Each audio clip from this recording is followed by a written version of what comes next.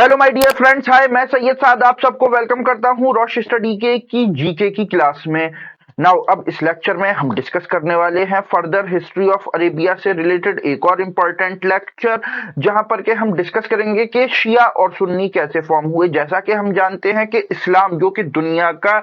Second largest practising religion है, तो उसके जो फॉलोअर्स हैं मुस्लिम, ये हमें दो ग्रुप्स में, दो कम्युनिटीज में या फिर दो सेक्ट्स में डिवाइड दिखाई देते हैं। और इन दोनों सेक्ट्स के नाम हैं शिया और सुन्नी, जिसमें से कि सुन्नी एक मेजॉरिटी सेक्ट है और शिया एक माइनॉरिटी सेक्ट है। देन नाउ अब इस लेक्चर में हम यही डिस्कस करेंगे कि शिया और सुन्नी सेक्ट का जो फॉर्मेशन हुआ, इसके पीछे क्या हिस्टोरिकल बैकग्राउंड है, हजरत उस्मान रजी अल्लाह ताला अन्हु, हजरत अली रजी अल्लाह ताला अन्हु की शहादत का इस टॉपिक से क्या ताल्लुक है, और बैटल ऑफ करबला के बाद फाइनली शिया और सुन्नी कैसे फॉर्म हुए। तो इस टॉपिक के बारे में जानने के लिए आप बने रहें हमारे साथ। बट लेक्चर स्टार्ट करने से पहले हमेशा की तरह आप लोगों के लिए एक क्वेश्चन, और आपका सवाल है कि बैटल ऑफ करबला, जो कि एक बहुत ही हिस्टोरिक और इंपॉर्टेंट बैटल कंसीडर की जाती है in the history of Islam, और ये लड़ी गई थी ऑन 10 अक्टूबर 680 सीई। तो यहाँ पर आपको ये बताना है कि अकॉर्डिंग टू हिजरी कैलेंडर इसकी डेट क्या है। इसके लिए आपके ऑप्शंस हैं: ए 10 मुहर्रम 60 हिजरी, बी 10 मुहर्रम 61 हिजरी, सी 10 मुहर्रम 62 हिजरी, या फिर डी 10 मुहर्रम 63 हिजरी। कमेंट सेक्शन आपका है, इसका राइट आंसर वहां पर लिखें। हमेशा की तरह इसका सही आंसर मैं आपको बताऊंगा इस लेक्चर के लास्ट में। तो चलिए हम स्टार्ट करते हैं आज का अपना topic. So stay with us because there is a lot to know, a lot to discuss. 632 AD में स्टैब्लिश होती है राशिदून कैलिफेट, ताकि जो इस्लाम का मिशन है उसे लेकर आगे बढ़ा जा सके। सो इसी सीरीज में सबसे पहले राशिदून कैलिफेट के जो रूलर बनते हैं वो बनते हैं हजरत अबू बकर सिद्दीक रजी अल्लाह ताला अन्हु। वैसे मैं आपको ये बता दूं कि राशिदून कैलिफेट को खिलाफत राशिदा भी बोला जाता है। तो हजरत अबू बकर सिद्दीक रजी अल्लाह ताला अन्हु को आगे करते हैं हजरत उमर फारूक रजी अल्लाह ताला अन्हु, जो कि इस्लाम के second Khalifa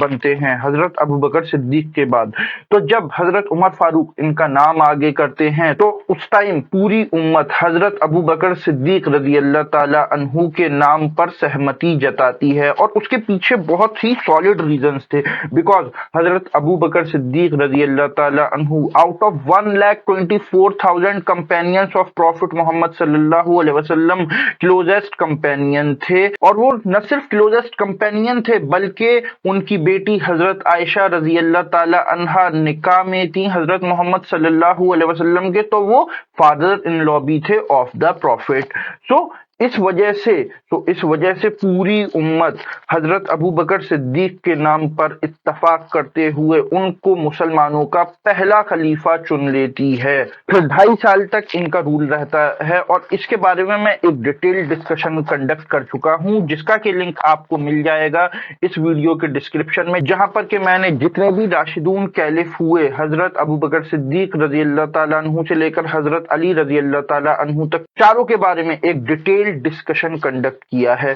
So now come back to the topic. हजरत अबू बकर सिद्दीक रजी अल्लाह ताला अन्हु के बाद नेक्स्ट जो इस्लाम के खलीफा बने वो बने हजरत उमर इब्न खत्ताब रजी अल्लाह ताला अन्हु। सो नाउ अब हजरत अबू बकर सिद्दीक रजी अल्लाह ताला अन्हु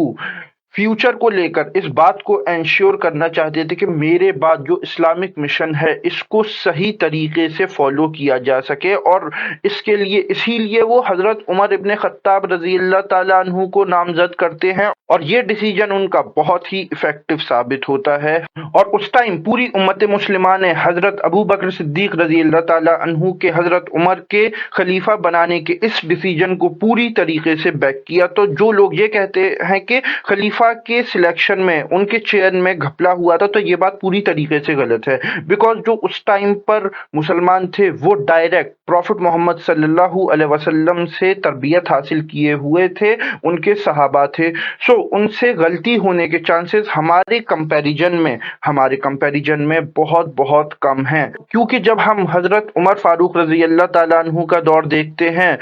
तो जो इस्लामिक एक्सपेंशन है, जो खिलाफत के दौरान मेजर एक्सपेंशन हुआ, वो हजरत उमर फारूक रजी अल्लाह ताला अन्हु के दौर में ही हुआ। इनके दौर में मिस्र यानी कि प्रेजेंट इजिप्ट, शाम यानी कि सीरिया, इराक, ईरान, ये चारों कंट्रीज इस्लाम के झंडे तले आ जाते हैं।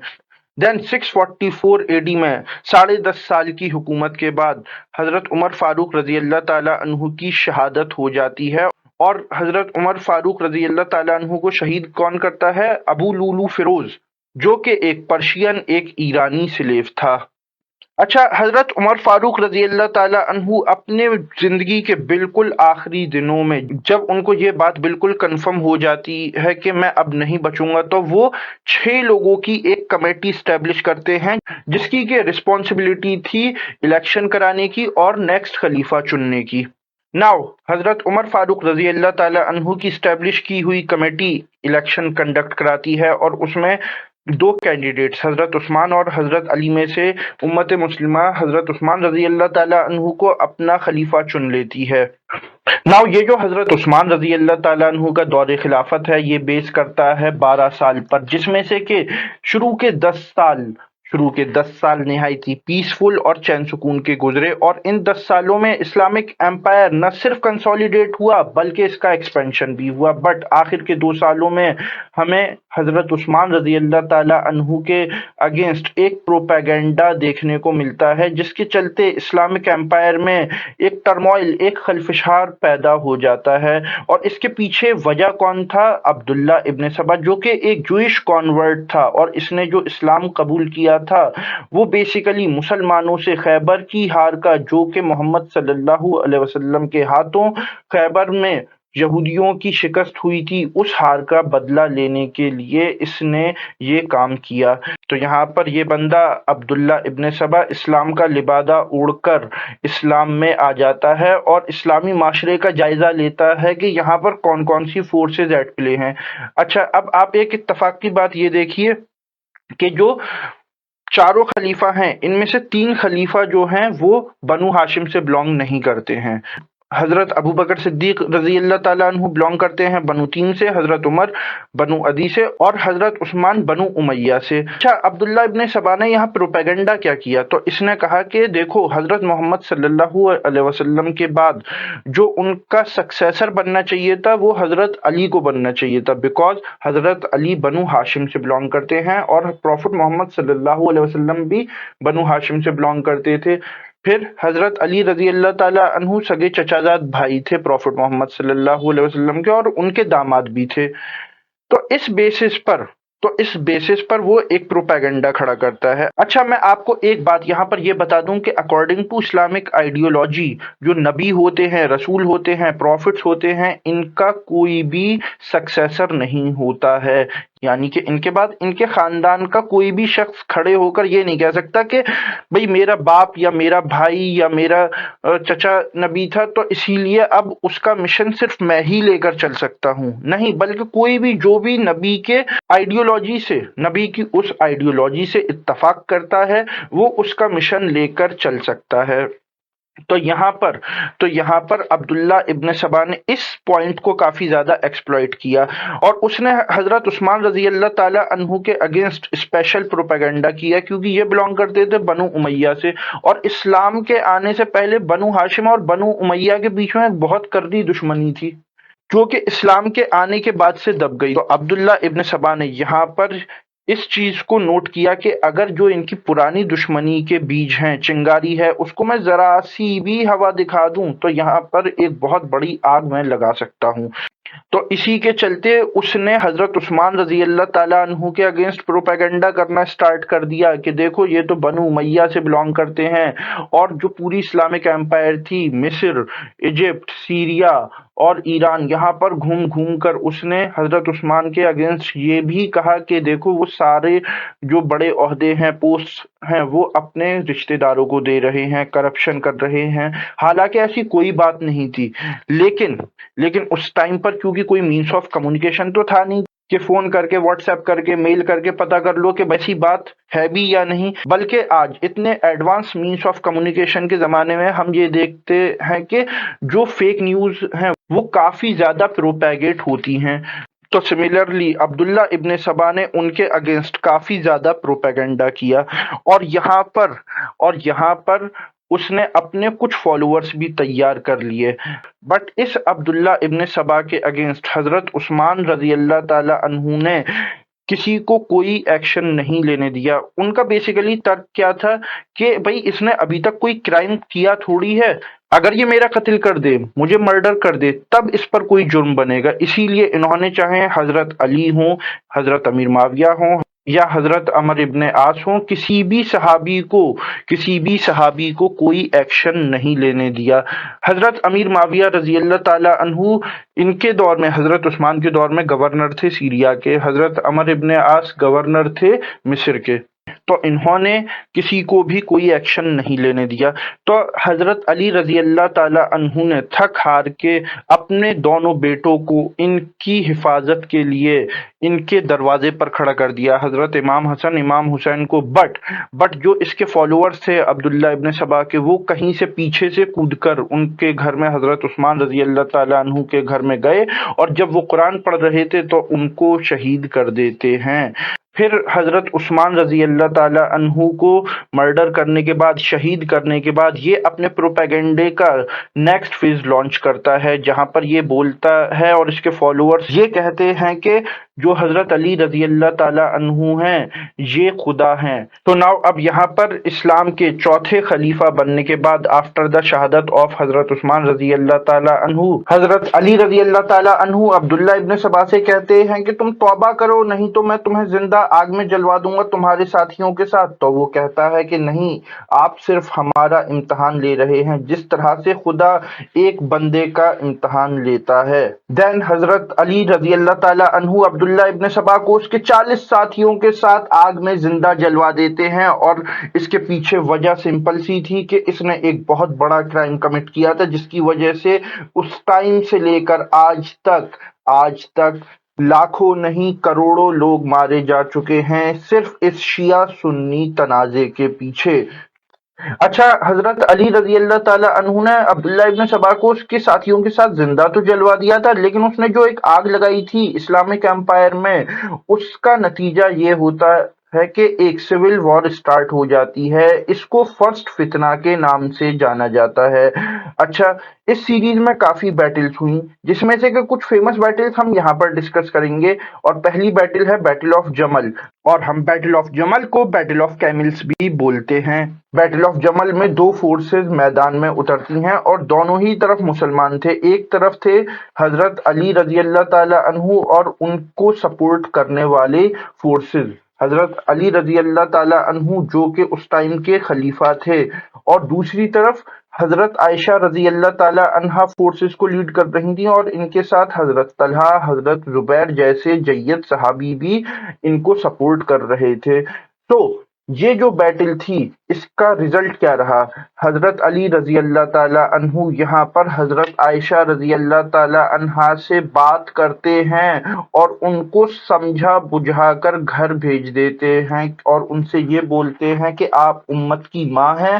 ام المومنین ہیں، لہٰذا آپ گھر چلی جائیں، بیکاز یہاں پر کچھ جو شر پسند عناصر ہیں، جو ڈسٹربنگ ایلیمنٹس ہیں، وہ آپ کو یہاں پر یوز کر کے مسلمانوں میں پھوٹ ڈالنا چاہتے ہیں۔ اور حضرت عائشہ رضی اللہ تعالی عنہا ان کی اس بات کو مان لیتی ہیں۔ اچھا، یہ جو جمل کا مارکا تھا یہ پیش آیا ان 656 اے ڈی۔ دین نیکسٹ ایئر ان 657 اے ڈی ایک اور فیمس بیٹل ہوتی ہے، جس کو کہ بیٹل آف صفین کے نام سے جانا جاتا ہے، اور یہ بیٹل ہوتی ہے حضرت علی رضی اللہ تعالی عنہ اور حضرت امیر معاویہ رضی اللہ تعالی عنہ کے بیچ میں، جو کہ پروفٹ محمد صلی اللہ علیہ وسلم کے کمپینین تھے، اور ان کے سالے تھے، ان کے بردر ان لا تھے، بیکاز جو حضرت محمد صلی اللہ علیہ وسلم کی وائف تھیں حضرت ام حبیبہ رضی اللہ تعالی عنہا،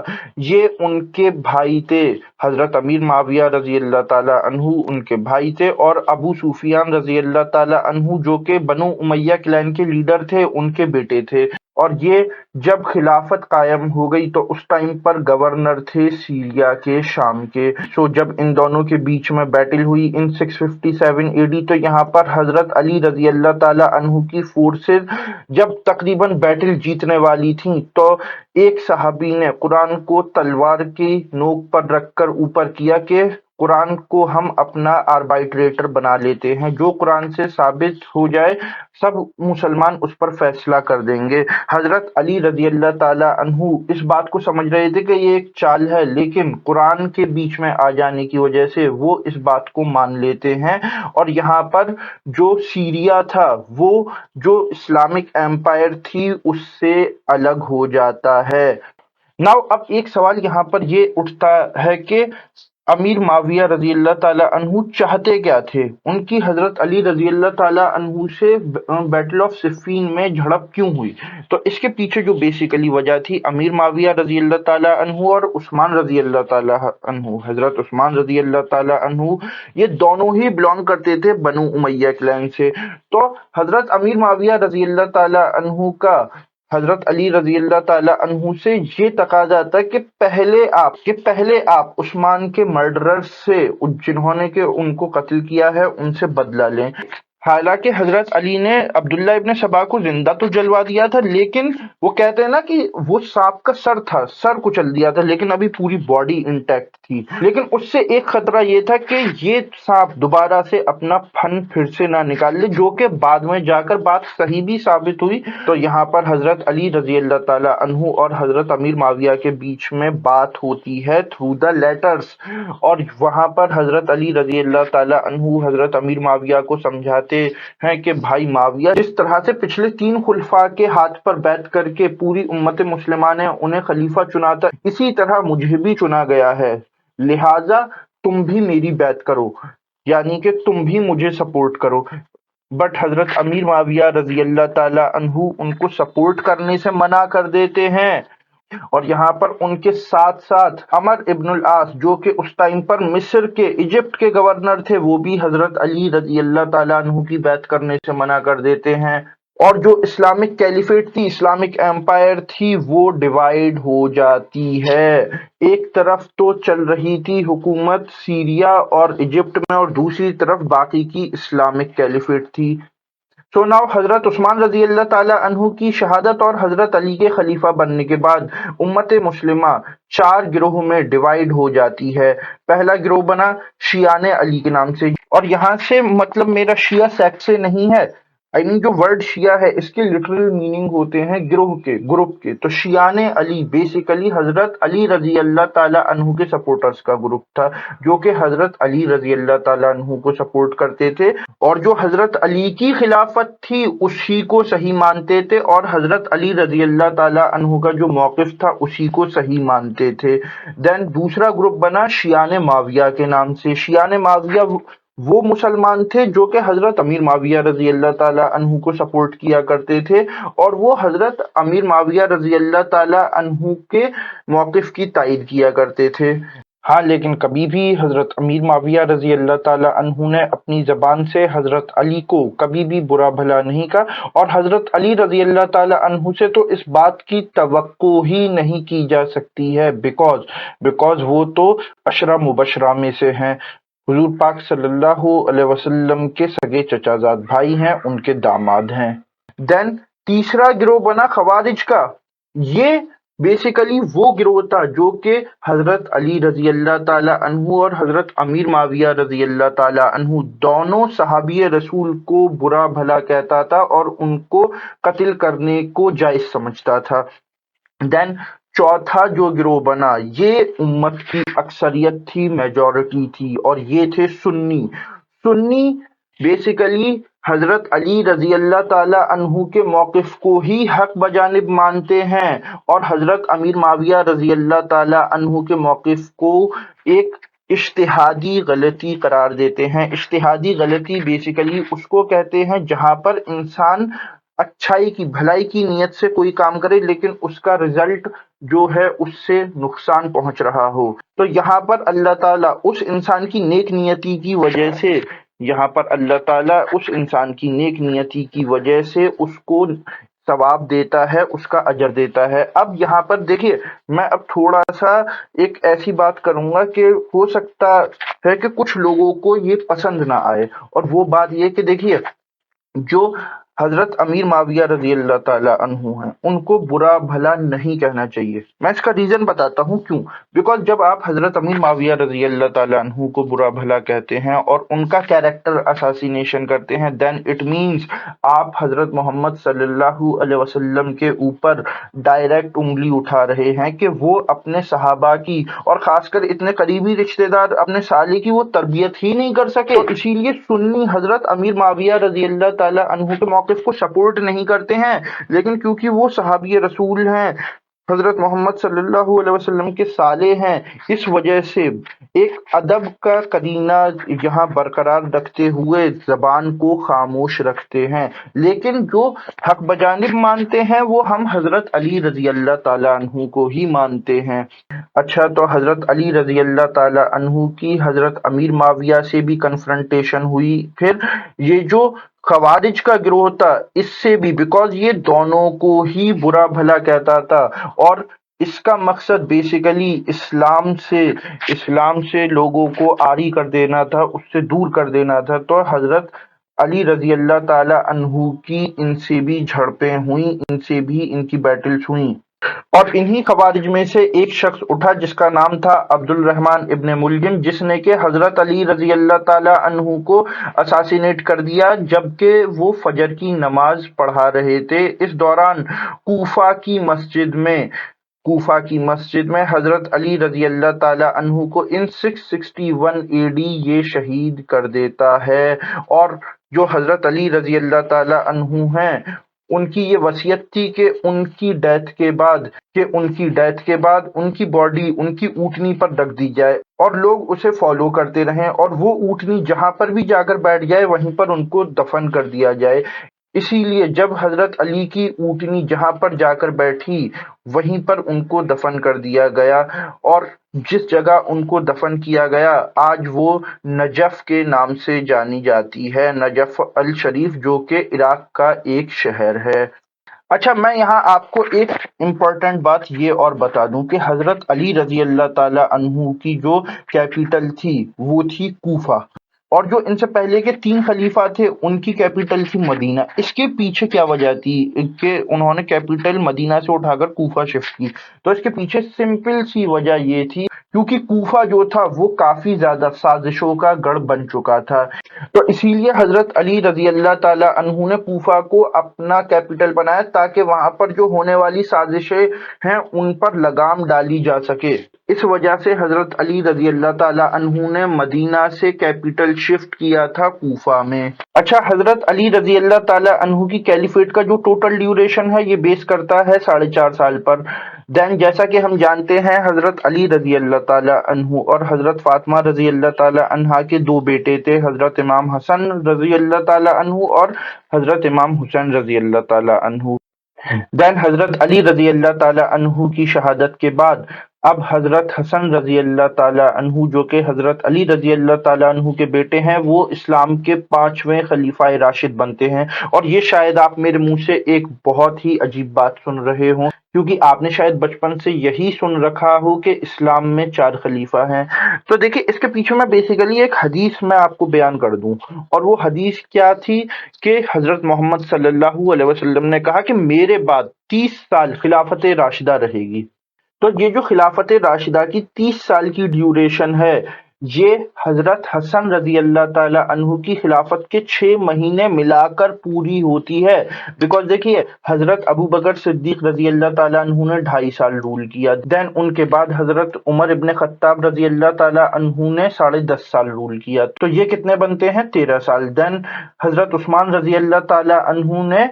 12 سال رول کیا، 13 اور 12 25۔ اس کے بعد حضرت علی رضی اللہ تعالی عنہ نے 4.5 سال رول کیا، تو یہ کتنے بن گئے؟ 29.5، یعنی کہ 29.5۔ پھر اس کے بعد جب حضرت حسن رضی اللہ تعالی عنہ خلیفہ بنتے ہیں تو یہ 6 مہینے تک خلیفہ کے عہدے پر فائز رہتے ہیں، اور ان کے یہ 6 مہینے ملا کر جو حضور پاک صلی اللہ علیہ وسلم کی حدیث کے اکارڈنگ 30 سال کی جو ڈیوریشن ہے وہ تبھی پوری ہوتی ہے۔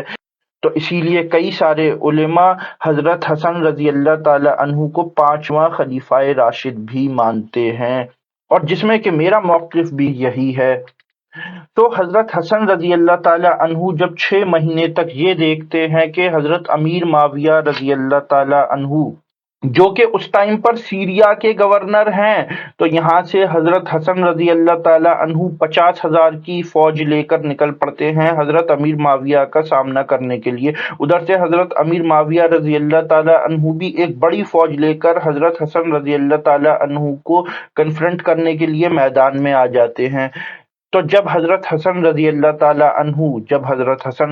تعالی عنہ یہ دیکھتے ہیں کہ دونوں ہی طرف مسلمان بھائی ہیں اور یہ دونوں ایک دوسرے کی گردن کاٹیں گے، سو اس بات کو سوچ کر حضرت حسن رضی اللہ تعالی عنہ حضرت امیر معاویہ کے پاس یہ پیغام بھجواتے ہیں کہ میں آپ سے صلح کرنا چاہتا ہوں۔ تو اس کے بدلے میں حضرت امیر معاویہ رضی اللہ تعالی عنہ حضرت حسن رضی اللہ تعالی عنہ کے پاس ایک کوڑا کاغذ بھیج دیتے ہیں کہ آپ اس پر جو بھی ٹرمز اینڈ کنڈیشنز، جو بھی شرائط لکھیں گے، میں ان سب کو قبول کرتا ہوں۔ تو حضرت حسن رضی اللہ تعالی عنہ ان کو کئی ساری کنڈیشنز لکھ کر دے دیتے ہیں جس پر کہ دونوں پارٹی ایگری ہو جاتی ہیں، جس میں سے کہ ایک سب سے امپورٹنٹ کنڈیشن یہ تھی کہ آپ اپنے بعد کسی کو نامزد نہیں کریں گے خلیفہ کے لیے، یعنی کہ جس طرح سے ابھی تک امت اپنے خلیفہ چنتے آئی ہے حضرت ابو بکر صدیق سے لے کر اور مجھ تک، اسی طرح سے آپ بھی امت کو اس کا خلیفہ چننے کا موقع دیں گے، جس پر کہ حضرت امیر معاویہ رضی اللہ تعالی عنہ ایگری کر جاتے ہیں۔ اور یہی جو کنڈیشن تھی آگے جا کر بیٹل آف کربلا کی بیس بنتی ہے۔ تو حضرت حسن رضی اللہ تعالی عنہ کی اس صلح کے ساتھ حضور پاک صلی اللہ علیہ وسلم کی وہ حدیث بھی سچی ثابت ہو جاتی ہے حضرت حسن رضی اللہ تعالی عنہ کے بارے میں کہ میرا یہ بیٹا مسلمانوں کے 2 گروہ میں صلح کرائے گا۔ تو حضرت حسن رضی اللہ تعالی عنہ جو کہ نواسائے رسول ہیں، وہ مسلمانوں کے 2 گروہ میں صلح کرا دیتے ہیں، اور حضرت حسن رضی اللہ تعالی عنہ حضرت امیر معاویہ کے حق میں ان شرائط کے ساتھ دستبردار ہو جاتے ہیں، جس کے بعد حضور پاک صلی اللہ علیہ وسلم کی حدیث کے اکارڈنگ شروعات ہوتی ہے ملکن آزن کی، یعنی کہ کاٹ کھانے والی ملوکیت، کاٹ کھانے والی بادشاہت کی۔ اور یہ کام حضرت حسن رضی اللہ تعالی عنہ صرف اور صرف کس لیے کرتے ہیں؟ تاکہ جو امت ہے وہ بٹے نہ، تاکہ امت ایک جگہ اکٹھی رہے، جس کی وجہ سے مسلمانوں کا مزید خون بہنے سے بچ جاتا ہے۔ اب یہاں پر کوئی یہ بھی کہہ سکتا ہے کہ حضرت حسن رضی اللہ تعالی عنہ نے اپنے والد حضرت علی رضی اللہ تعالی عنہ کے موقف سے انہوں نے پیچھے ہٹ کر دوسرا سٹینڈ لیا۔ تو دیکھیے یہاں پر یہ کوئی اختلاف کی بات نہیں، بلکہ یہ ایک ڈفرینس آف اوپینین کی بات ہے۔ ظاہر سی بات ٹھہری کہ ہر کسی انسان کا جو سوچنے کا جو طریقہ ہوتا ہے وہ ڈفرینٹ ہوتا ہے۔ تو سملرلی جو حضرت علی رضی اللہ تعالی عنہ کا فیصلہ تھا وہ اس ٹائم کی کنڈیشنز کے حساب سے، اس ٹائم کے حساب سے بہت اچھا تھا، اور جو حضرت حسن رضی اللہ تعالیٰ عنہ کا فیصلہ تھا وہ بھی اس ٹائم کی کنڈیشنز کے حساب سے بہت اچھا تھا۔ اسی لیے ہم دونوں فیصلوں کو اچھا ہی کنسیڈر کرتے ہیں۔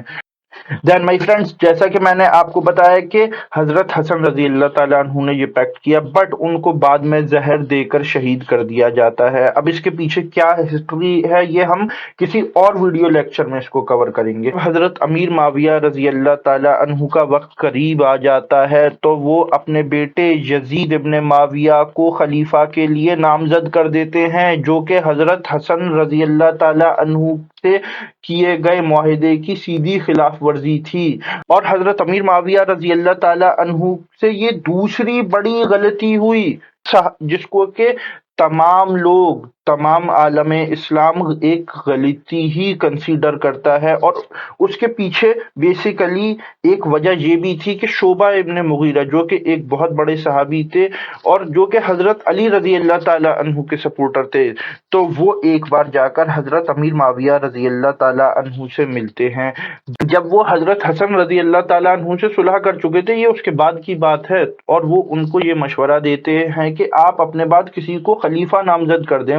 ورنہ جس طرح سے حضرت علی رضی اللہ تعالیٰ عنہ کے بعد 4.5 سال مسلمان ایک دوسرے کا خون بہاتے رہے تھے، تو ان کے اس مشورے کو اڈاپٹ کرتے ہوئے حضرت امیر معاویہ رضی اللہ تعالیٰ عنہ یزید کو مسلمانوں کا اگلا خلیفہ نامزد کر دیتے ہیں۔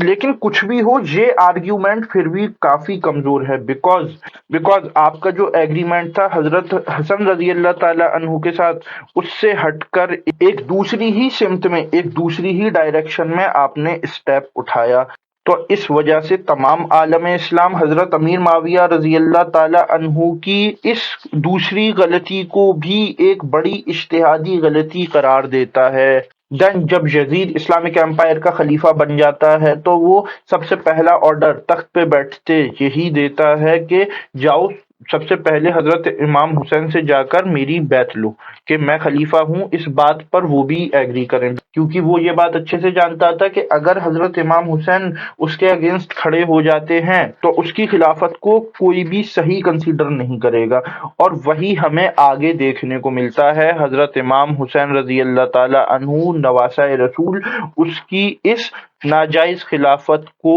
تسلیم نہیں کرتے ہیں، اور یہ چاہے مسلمانوں میں شیعہ ہوں، سنی ہوں، بریلوی ہوں، دیوبندی ہوں، اہل حدیث ہوں، سلفی ہوں، جو کوئی بھی ہوں، وہ سب حضرت امام حسین کے ہی موقف کو صحیح جانتے ہیں، صحیح مانتے ہیں۔ اسی وجہ سے آگے چل کے بیٹل آف کربلا ہوتی ہے۔ تو یہ ہے پورا بیٹل آف کربلا کے پیچھے کی کہانی کہ بیٹل آف کربلا کیوں ہوئی،